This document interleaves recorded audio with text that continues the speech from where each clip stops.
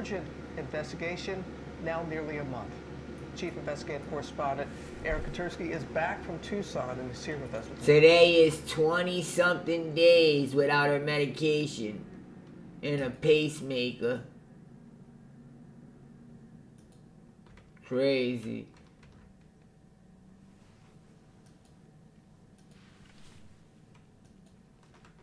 Hold on, y'all, we lagging a little. Beginning a fourth week, Robin. Yeah, right. It's hard to believe, but they're still at it. And as the fourth week begins, the sheriff says he hopes investigators are closer to identifying the jacket, the shoes, the pants, the gun holster worn by the masked man at her front door. Like the suspect's backpack. I don't think she had a husband. She was 85 years old. She was single. All she had was a daughter. And they both were on talk shows. See, this is the backpack. I think this might have been the one to find. It looks pretty damn like the same to me. But she didn't have a husband.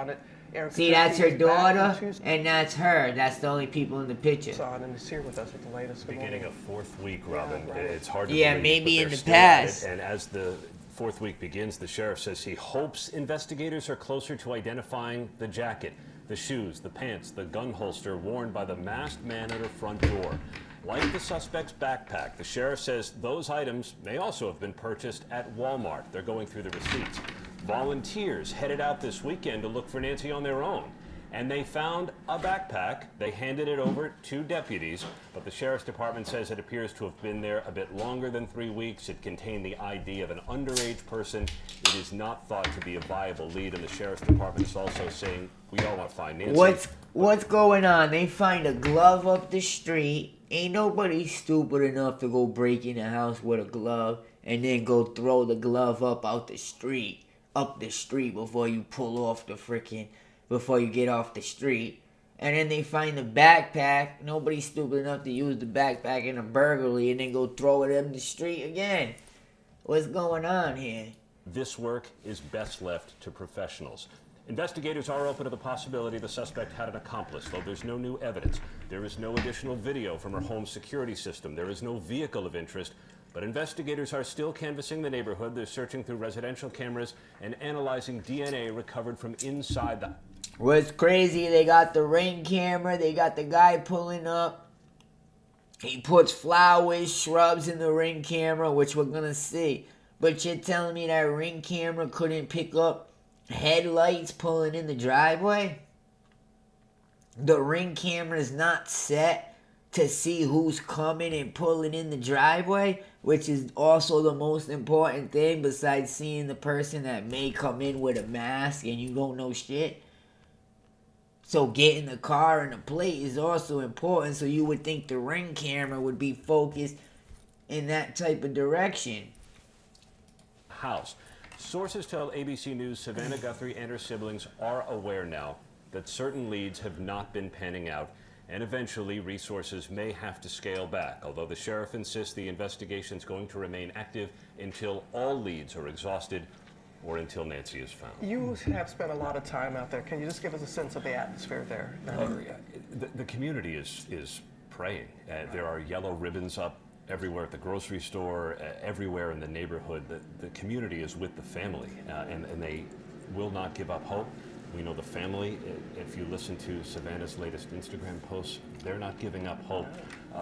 It's the tips that need to come in. They're hoping there'll be one, and they're hoping that reward of $200,000 is crazy. Bring her home. Yeah. Bring her home. That is the battle. Another thing that gets me, the whole community's helping, all the tips, all the Ring cameras, and no evidence at all. Oh, look at this guy's second image. I haven't seen this yet. This is 3 hours ago. This is the second image that emerges of Nancy Guthrie's suspect at her home. I only seen the first one. Let's check this out. In the photos that were released of the suspect, you remember, and I think we have them. There he is, boys. So he walks up to the camera. He walks up to the house. He's ducking his face down. I don't know if somebody might have told him that there was a camera in the front. Maybe he looked online that there was a camera in the front. But somehow he's walking up with his head down. Once he looks up, the camera's looking right at him. It's a Ring camera. He tries to put freaking leaves over it. You. The suspect is wearing a backpack in the photo on the right and no backpack in the photo on the left. Well, we now have learned through sources the reason is because the photos come from different days. Oh, shit. They come from different days. I would have never guessed that. These FBI, they doing some advanced tactics right now. On the right with the backpack, I am told, is from right before Nancy Guthrie, they believe, was kidnapped, so early morning hours of February 1st. The photo on the left is from a previous day, from the same camera, but from a previous day, which means the kidnapper was at Nancy Guthrie's house, caught on camera.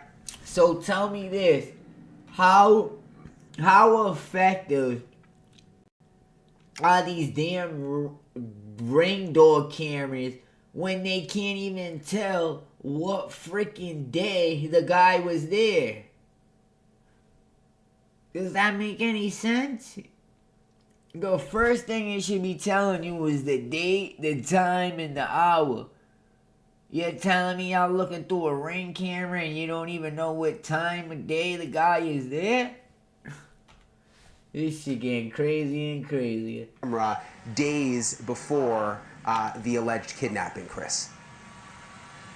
A day, 2 days.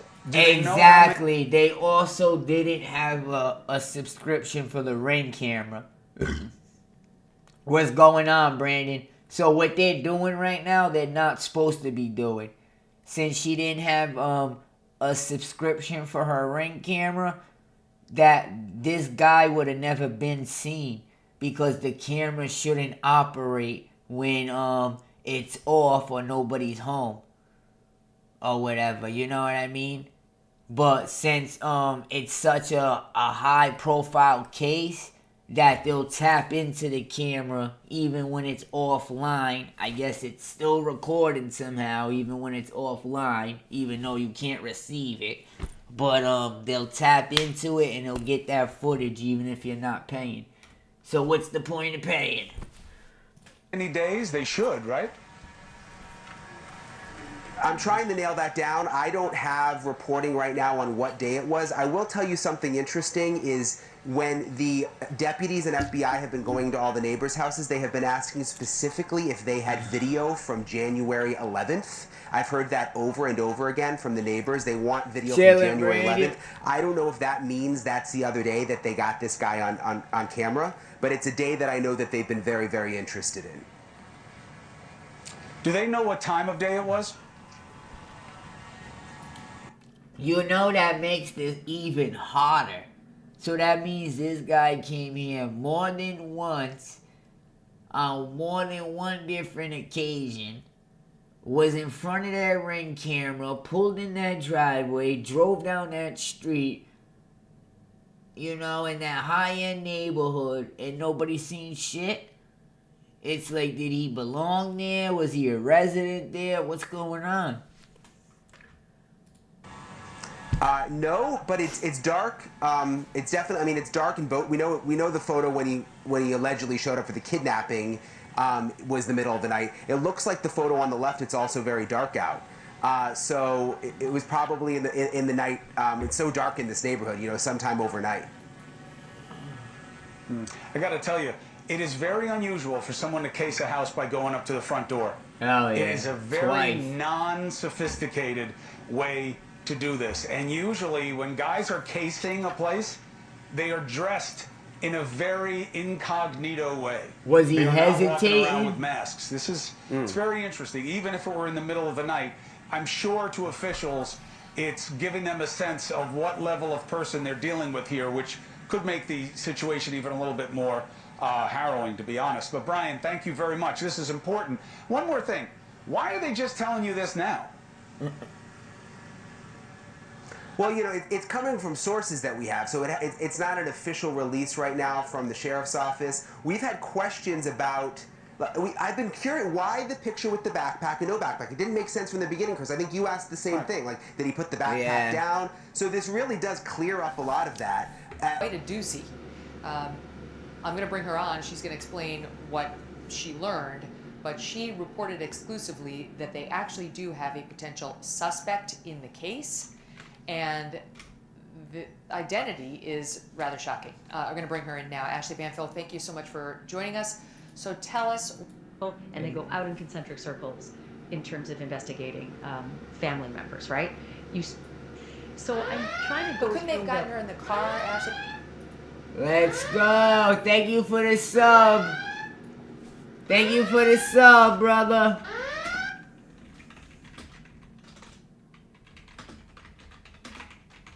Sorry about this, guys. You gotta hear this. It's unbelievable.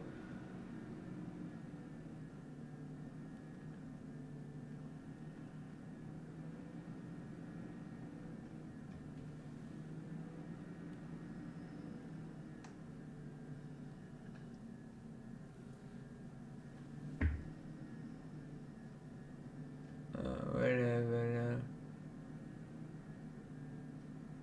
Let me see what TMZ saying. TMZ got anything new? The end for Donald Trump. We just received a fourth message for Nancy.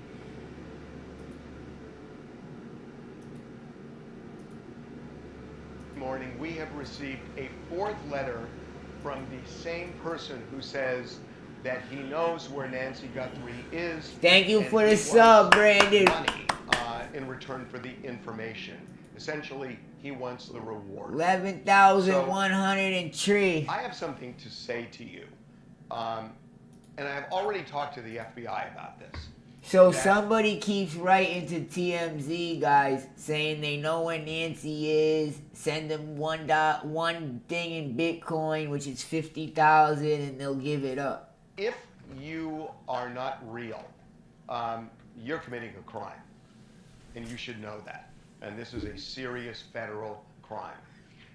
If you are real, this is the fourth letter you've sent, and I should tell everybody that in this letter, it says, I know what I saw 5 days ago south of the border, and I was told to shut up, so I know who he is, and that was definitely Nancy with them.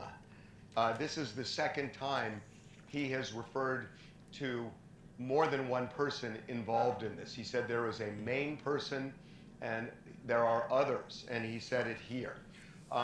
He is saying that Nancy was taken to Mexico. Now, this is what he's saying. I'm not going to vouch for him, but this is the fourth letter. We have sent them all on to the FBI. And he also says one of the reasons he's worried about coming forward is he has a record. He has a burglary on his record from 10 years ago. So I don't know if you're real or not if you're watching this. But if you are, and I have told the FBI that we're going to do this, they know this, that if you're worried about getting this money, and you really do have this information, send it to us. You're sending us these letters. Send it to us. He's we will capping. forward it to the FBI. And that way there's a record that we have that you supplied this information. If they find her and they find the kidnapper, then at least there is evidence, because we have it, that you're the one who provided the information. So this is a way for you to get that money if this really is legitimate. Send us the information. We will pass it on to the He's FBI. capping.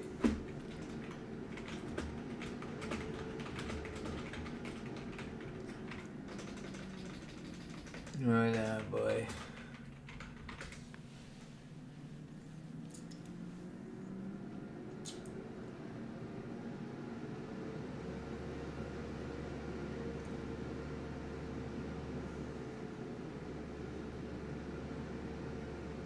Hold on, boys.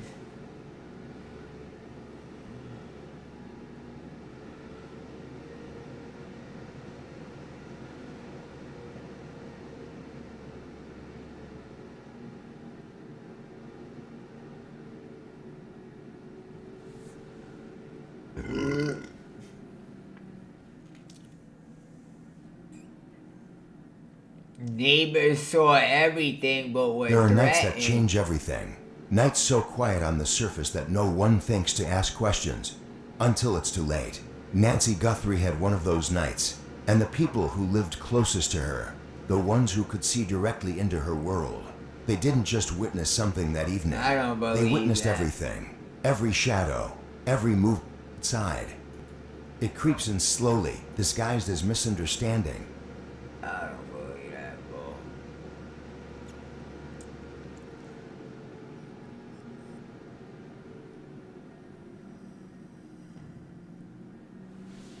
Look at this, chilling details. Hold on, some of these are super long.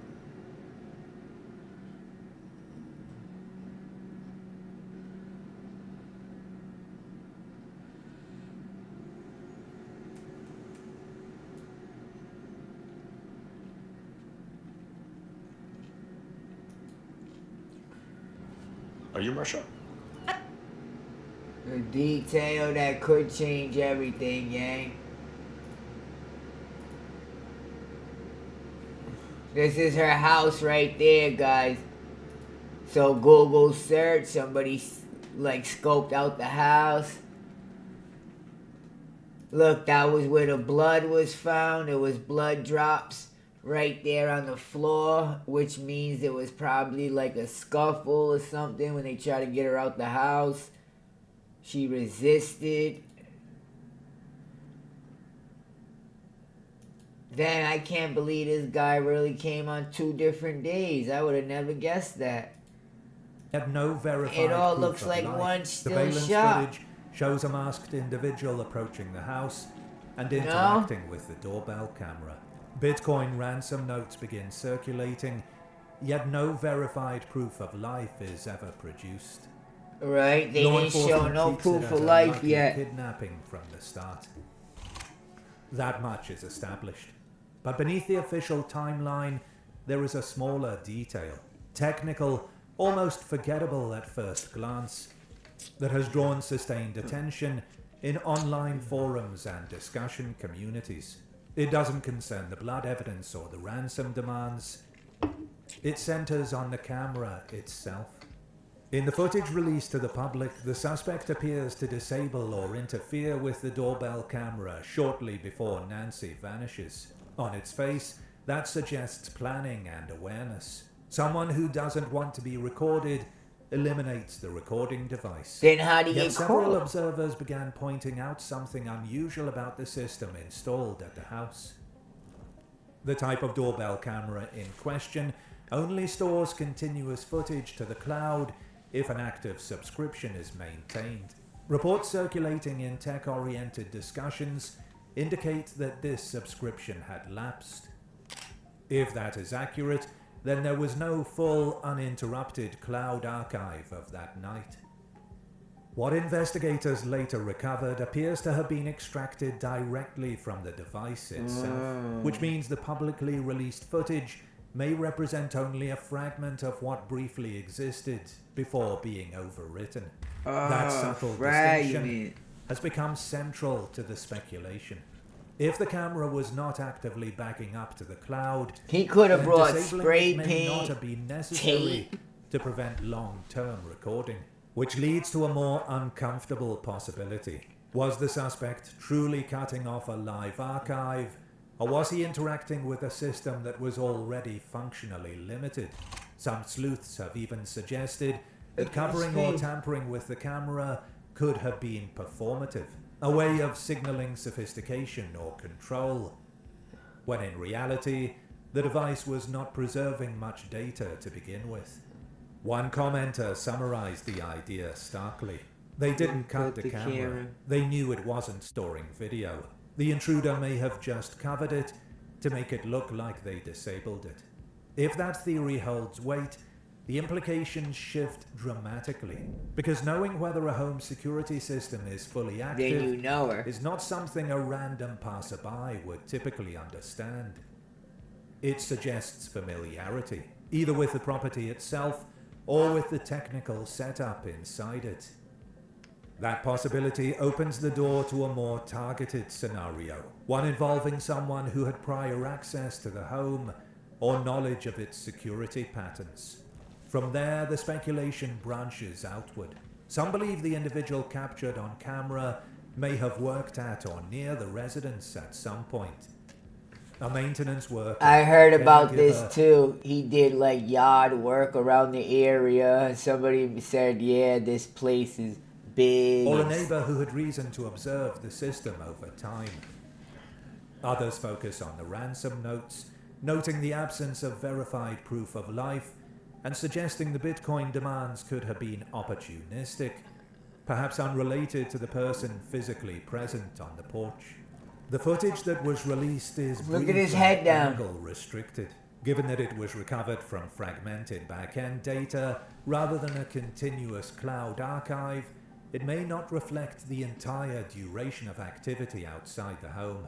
That limitation doesn't confirm additional participants, but it prevents us from ruling them out with confidence. So there could have been more In many people. cases, it is not the most dramatic evidence that ultimately changes everything. It is the overlooked setting, the small technical oversight, the detail that seems too mundane to matter. Here, that detail may be a lapsed subscription on a doorbell camera. If the suspect mistakenly assumed the system was offline, that could represent a miscalculation. If he correctly understood its limitations, however, that suggests foreknowledge. And that distinction between assumption and knowledge may quietly determine whether this disappearance was random or informed. In a case defined by missing proof of life, ambiguous ransom notes, and a single masked figure caught on camera, What's the with the question light of what bulb that in the camera mouth? was truly capable of recording may turn out to be far more important than it first appeared. The detail everyone overlooked.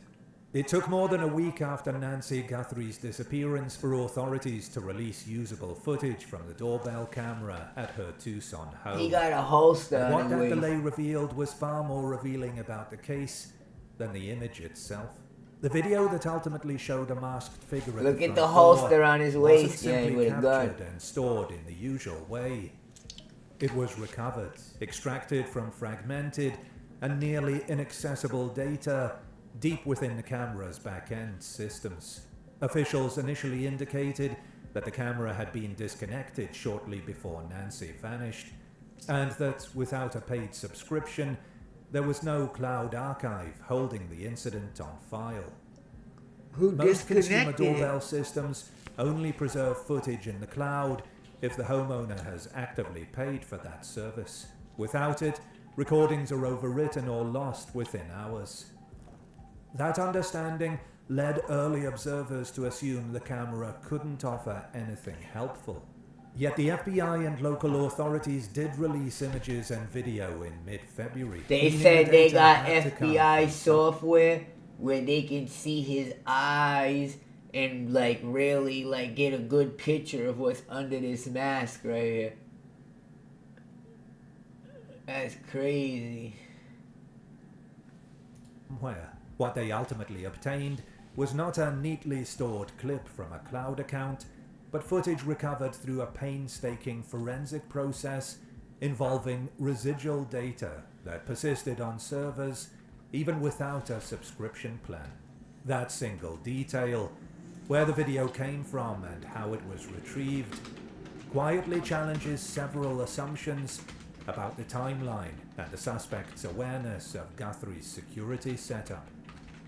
Greg, we need to talk. No time, got sales calls to summarize. You really need to switch to Monday CRM. Wasn't recording to the cloud, then the conventional understanding of the interaction captured at the front door changes. The person seen in the footage was not necessarily disabling a live recording that would otherwise upload securely to the cloud. Instead, the device was already incapable of preserving that footage in the conventional sense. The nuance here lies in the technical reality. Doorbell cameras designed by companies like Google Nest will often send short event clips to the cloud, even without a paid plan. But those clips typically expire within hours, unless actively saved. Meanwhile, the same cameras retain raw files on back-end servers or internal storage that are harder to access and require specialized recovery methods. That is precisely how investigators were eventually able to piece together frames of the suspect's approach. Not because the homeowner had an active plan saving every moment, but because the data lingered in a deep storage layer that isn't usually visible to users. This fact subtly reframes the entire narrative of that video. The suspect's actions, approaching the front porch, interacting with the camera. Alright, I'm seeing the same frames over and over again. What has this help us come to what conclusion? But in reality, the camera's ability to secure the footage didn't hinge on anything the suspect did in that moment. The device's subscription status had already determined its recording fate. Chunky, what's up, my boy? Usable material from these buried systems was nice to see you in here. A needle in a haystack recovery that only became possible through collaboration with engineers and forensic specialists. Authorities had to dig into systems that most users never see, writing or adapting software to reassemble what the FBI files and extract events that had not been reliably preserved. Ironically, the public narrative around this detail has been muddled. Look Early at that reports house. emphasized that no footage existed because the subscription was lapsed, leading many to assume that the camera was more or less useless. In truth, it wasn't that the camera lacked data, it was that the usual pathway for accessing it didn't exist.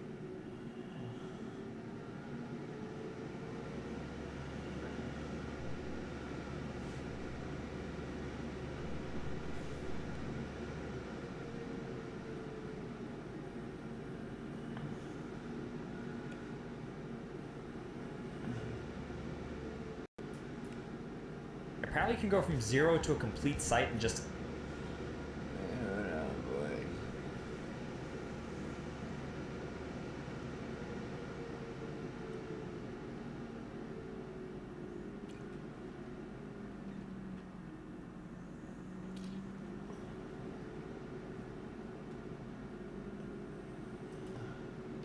Because if you remember back on February 10th when the FBI released those haunting and dramatic images of the suspect wearing a backpack, a mask, a gun in a holster around his waist. Chunky! That was in that batch of yes, it is creepy. Shit keeps getting weirder and weirder. The suspect standing there without a backpack and without the gun in the holster. We just found out, bro. There's a lot of questions about where this is 2 separate days. Part of the same timeline, but now we have learned through a source. I thought this was all one day. We just found out this is 2 separate days he was here. What the hell? Actually came from a day previous to the early morning hours of February 1st, which means this person was at Nancy Guthrie's doorstep on a different day. And they still ain't catch which you. Day that was, we do not know that yet. But we do know that in the last few weeks, there has been a call for video dating from January 1st all the way to February 2nd. There's also been another call of video for some specific days, one dating back to January 11th between 8 p.m. and midnight. So there have been some specific requests for videos for way before just that February 1st morning. All right, Ed, thank you very much. Obviously hugely significant. I think we've all made the assumption those pictures were the same time. So the fact that that was taken before, sinister and jarring, but huge development. Well, we have breaking news into the disappearance of Nancy Guthrie. A source tells CNN that this image of the masked person seen on the doorbell camera footage of her home was taken at her doorstep on another night than her disappearance, a different night than her disappearance. In other words, he approached her home before the night that she was apparently abducted. We also have that You know what's footage crazy? that we have seen. I just want to say this. So he approached her house the night before she was abducted, but still gets surprised by the Ring camera. Why didn't you know that was already there if you already came before? You know what I'm saying?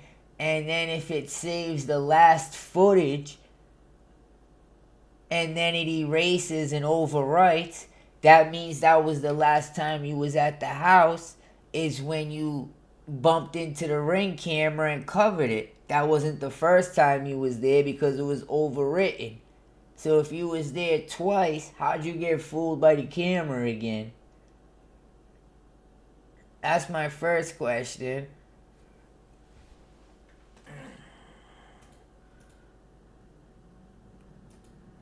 From the night that she was abducted. So now there is footage from 2 separate nights, is my understanding. Let's get right to CNN's Ed Lavandera from outside her home in Tucson with the latest on this. Explain what we've seen now, Ed.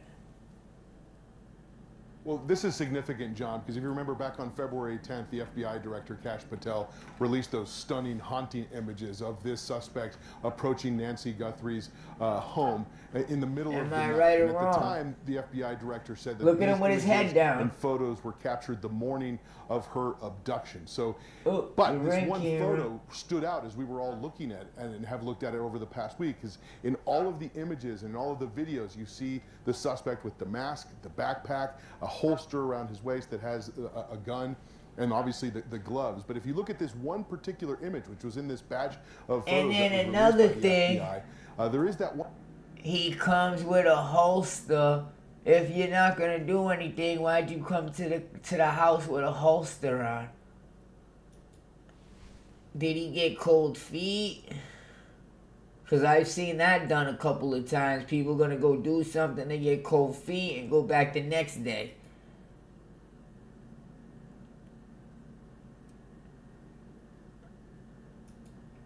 Because I think just going there twice is hot. You got a better chance to get spotted on the Ring cameras. And he does not have the holster. Better spot getting caught leaving. The gun in it. So the question was, is that the same time? Was it a different time that same night, or did it come from a different day altogether? Now we've learned from this source that this was from a different day altogether. And the significance of this is that we have been reporting over the last few weeks is that investigators have been asking and canvassing the neighborhood around here, asking for video from January 1st all the way to February 2nd. And also on some very specific days, one in particular, we know that there was an alert that went out to neighbors asking for video between 8 p.m. and midnight on January 11th. Nearly 3. With that being said, I wonder what made her fight, resist, and then bleed out in the porch. Did he hit her? Did allegedly he swing that weapon? What made her bleed so fast on the porch? 3 weeks before Nancy Guthrie was abducted. So this might help explain why investigators have been so focused on the weeks before her abduction. And this also kind of gets to the question about whether or not this was just a random act. Was this something that was more targeted? Was there did the suspect canvass the area and get a lay of the land here in this neighborhood? A little bit clearer picture on how all of this unfolded now. All right, Ed Lavandera, a very interesting bit of new reporting on this, which explains a lot and does raise some new questions. Thank you very much. With us now, retired FBI Special Agent and hostage negotiator Richard Kolko, and CNN Chief Law Enforcement and Intelligence Analyst John Miller. So, John, what is it that you think that we should make of this? It's not clear to me whether authorities have known for a week that they had images from 2 separate nights, or we're just learning it now for the first time. So we're just learning this now for the first time. This is a story that was first reported by ABC News and their Aaron Katursky. It's a story that was confirmed by our own Randy Kay through a law enforcement source who's briefed on the investigation. But I think authorities didn't want to go into that level of detail when they initially released the pictures. We were always perplexed by where is the backpack, as Ed pointed out a second ago. In this first picture, does he go back to a vehicle and get the backpack? Well, now we know this is from a separate date. As Ed pointed out, it's pretty significant that on February 12th, they put a message out to the public through us and their social media saying, we are looking for those people who might have footage from January 31st, the night going into the next day when they think the abduction occurred, but also that January 11th date. Now that was very specific. After that they came out and said, we'd actually like anything you have that could be suspicious for the whole month. But choosing that other date is potentially suggestive Right, that that right, is as right. early as this person may have first shown up on the radar of that Ring doorbell camera, the one we see later in the video where he is. Imagine being able to build anything just by thinking about it. Meet Base 44, a complete AI creation platform made for anyone with an idea. And It's getting crazy, gang.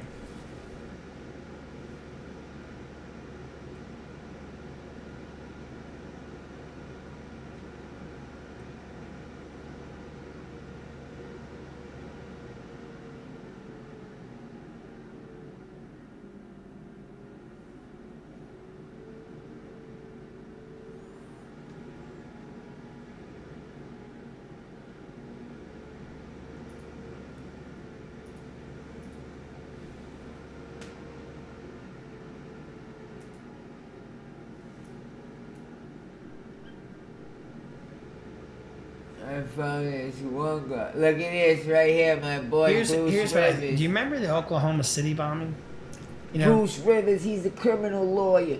Bruce Rivers, he's the criminal they lawyer. didn't solve that right away. And that was drip, drip, drip, drip, drip. And all of a sudden they went through all that rubble and found an axle with a serial number. That led him to Ryder Truck. That led him to the Terry Nichols. That led him to Timothy McVeigh. It was all just detailed. Oh, and DNA resolved. Don't know, it was Michael Rivers. Today, I mean, imagine just thinking, estate planning issue. If you have a that Walmart has been reported to have been cooperating extensively. And so one of the things that they can do is, okay, I want everybody that's bought one of these backpacks in the last 6 months. Right, you know, he's a lawyer. Or ever, for that matter. And then they, you know, or track down the shirt. Right, Or- how many and they found a Walmarts glove are around not that far Tucson? away. You know, and they think that the glove was there. They tested the DNA in the glove. And guess what happened? Doesn't match anybody in a federal database. This is just another kind of fucking evil, isn't it? It was something that they were able to collect this ring footage, and they got it from Google. So let's just watch this for a second.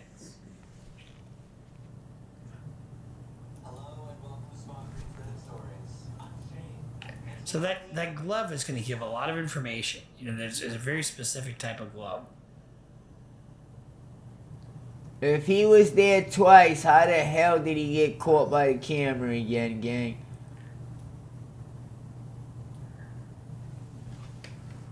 You didn't bring no tape this time, no spray paint, come on.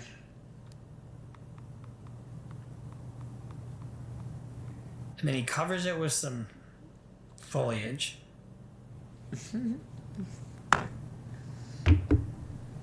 And I think you can kind of see some facial hair under his mask.